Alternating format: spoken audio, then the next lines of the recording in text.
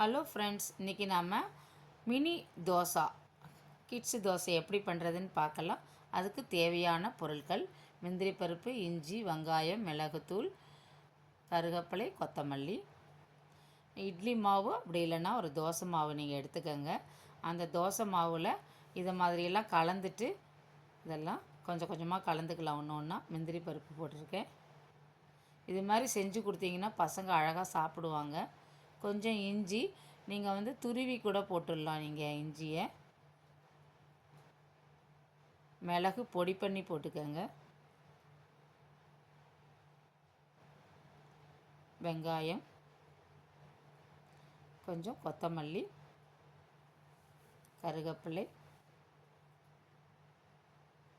நல்லா இதை மிக்ஸ் பண்ணிக்கலாம்.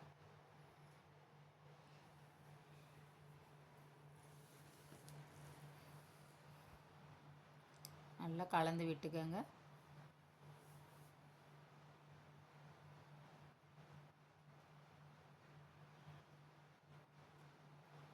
நான் கொஞ்சம் தேங்காய் போட்டுக்கிறேன். கொஞ்சம் டேஸ்ட்டாக இருக்கும்ட்டு தேங்காயும் போட்டுக்கிறேன்.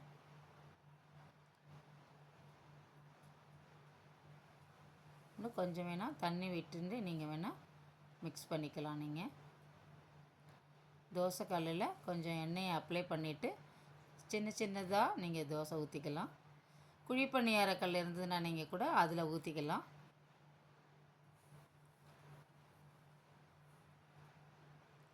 இது மாதிரி செஞ்சு கொடுத்தீங்கன்னா குழந்தைங்க விரும்பி அழகாக சாப்பிடுவாங்க.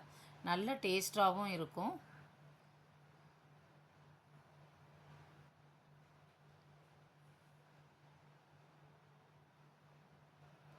இப்படி திருப்பி போட்டுக்கலாம்.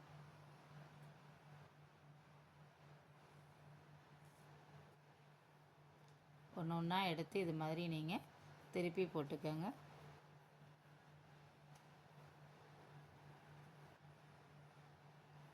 தோசை நல்லா வெந்துருச்சு, சூப்பராக இருக்குது பாருங்கள்.